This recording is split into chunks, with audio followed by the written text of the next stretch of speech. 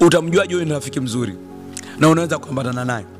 Tutoe kigezo cha fedha, tutoe kigezo cha kuwa na connection, tutoe kigezo cha huyo mtu umri wake na uelewa wake. Utamjuaje kwamba ni rafiki mzuri? Ni rafiki mzuri ambaye kwanza anaweza kuhuzunika na wewe kipindi unachohuzunika. Huyo ni mtu wa kwanza. Wakati anapitia kipindi kigumu na mama, anaweza kutumia uwezo wake wote kukuhakikisha unasimama. Wakati biashara yako inapoyumba, huyu atafanya juu chini ili kwamba biashara yako isianguke. Wakati ambapo umekosa mwelekeo wa maisha, huyu atafanya juu chini kuhakikisha kwamba unaupata mwelekeo ulio sahihi. Wakati ambapo utakosa sura nzuri, huyu atafanya juu chini kuhakikisha kwamba unairudia sura yako ya kwanza. Kwa nini? Kwa sababu yeye atakuwa anaona umuhimu wako kuliko kitu kingine chochote. Huyo ni mtu ambaye anaanza kukuangalia wewe na kukujali. Sikiliza, kuna namna watu wakikupandisha juu leo wenyewe watakushusha tu chini. Na ndio maana watu wakikusaidia lazima watasema tu yule amefanikiwa sasa nimemsaidia mimi. Yule asingekuwa anavaa vizuri vile, mimi ndo nimemfundisha kufanya hivyo vitu vyote. Yani unavyomwona vile alivyo, yani ni mimi. Sikiliza, huyo mtu hafai kuwa rafiki yako anayeanza kujiona ni mimi. Ni mtu ambaye kwamba huyo hawezi kutembea na wewe. Maana kwamba anakusaidia baadaye anakwenda kusema kwa majirani, "He, unamuona alivyopendeza leo? Mimi ndo nimemvalisha yule. Umeona ile ngusuti yake? Mimi ndo nimemnunulia. Usimuiona si unaelewa?" Maana yake kwamba huyo mtu anafanya vitu kwa sababu tu ili aionekane. Lakini ni vizuri sana ukapata utulivu, umpate mtu ambaye anaweza kusimama na wewe hata katika wakati wa taabu yako. Mungu anaweza kusimama na hata wakati wa shida yako. Lakini pia kuna mtu ambaye pia mwingine yupo, na lazima uchambue marafiki wa kukaa nao. Sio wote unaweza kutembea nao rafiki, sio wote unaweza kuwasikiliza. Kuna watu wengine wanafanya vitu vya ajabu sana, na ndio maana nasema aonavyo mtu nafsini mwake ndivyo alivyo. Nafsi ndio inayoona mambo mengi mazuri, na nafsi ndio inayoona hila. Kwa hiyo mtu anaweza akaona hila ndani yake, mtu anaweza akaona uzuri. Na ndio maana tuna marafiki wengi wamekuwa vizabizabina. Wamekuwa vizabizabina. Kizabizabina ni mtu ambaye haeleweki. Kwako yupo na kwa wengine yupo. Kwa hiyo ni lazima uchague mtu huyu. Je, anaweza kusimama na wewe? Anaweza kutembea na wewe? Anaweza kukuelewa wakati ambapo wewe haueleweki? Watu wengine wanapokuongelea mabaya, je, anaweza kukusemea mazuri? Anaweza kukupa alert maeneo ambayo kwamba anaona kwamba ukiingia hapo utashindwa? Si unaelewa mtu wa Mungu? Unaelewa mtoto wa Mungu? Hapa nazungumza na watu wote. Wewe ambao umekuwa na marafiki wengi, na ndio maana umeanguka sana kiuchumi. Marafiki wengi wanatafuta utumie nao tu, ukishindwa basi.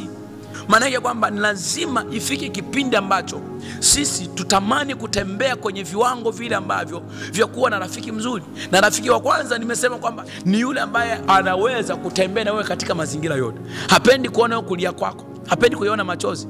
Kuna marafiki wengi leo wanapenda kuona ukiteseka. Ulipofilisika walifurahi sana. Walikuwa marafiki zake na Ayubu.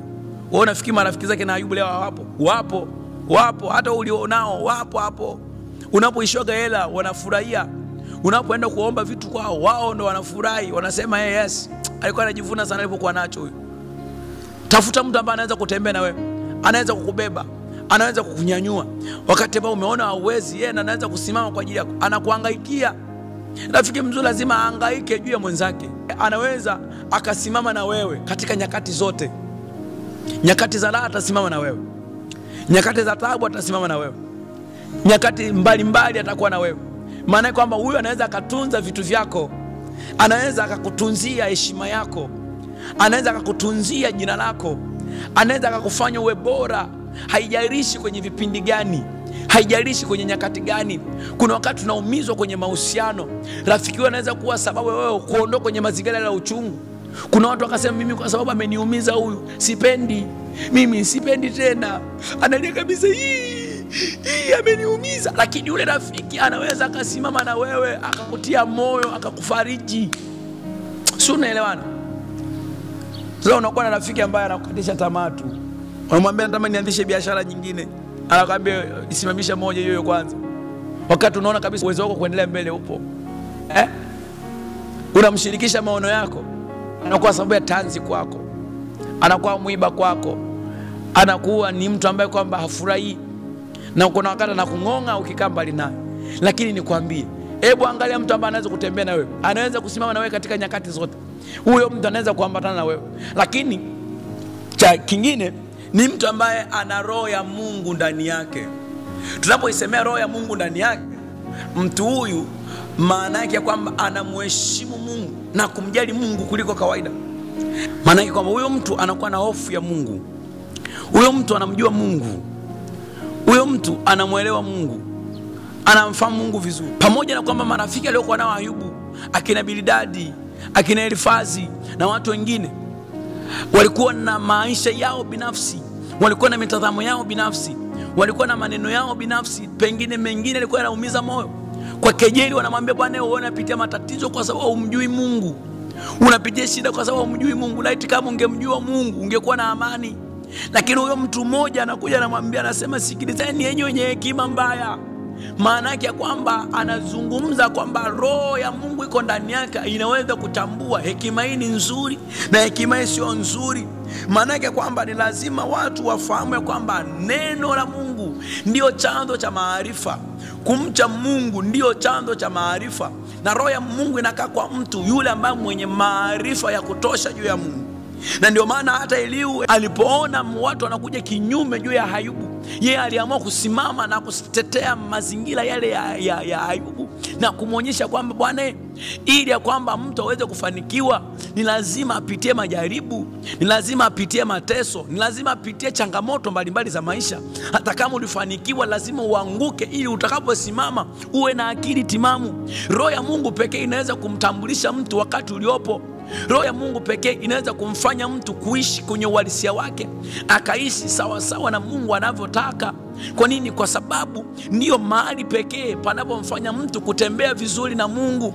Huyo mtu anaweza kuwa na mshauri mzuri, huyo mtu anaweza kuwa mentor mzuri, huyo mtu anaweza kuwa kiongozi mzuri, huyo mtu anaweza kuwa rafiki mzuri. Roho ya Mungu inapokuwa ndani ya mtu, maana yake kwamba huyo mtu anakuwa na hofu ya kiungu ndani yake, anakuwa na maono ya kimungu ndani yake, anakuwa ni mtu anayetembea kwenye mitazamo. Maana yake kwamba mtazamo wa kibinadamu utakapokuwa unaishia, hapo ndipo atakapoanzisha mtazamo wa kiungu.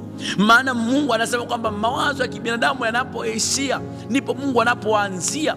Maana yake kwamba lazima huyo mtu awe na roho ya Mungu ambayo inaweza kuendelea mahali ambapo mawazo yetu ya kibinadamu yameishia. Mawazo yako yanaishia wapi? Na roho ya Mungu inaonekana wapi? Unafikiri Mungu atakuja kwako kama umbile lake alilokuja nalo? Kamuulize Musa.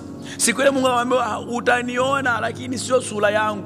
Maana yake kwamba kuna namna tu Mungu anakubali kutumika kupitia watu, na watu wao wana roho yake, wana sehemu ya roho ya Mungu kwenye maisha yao.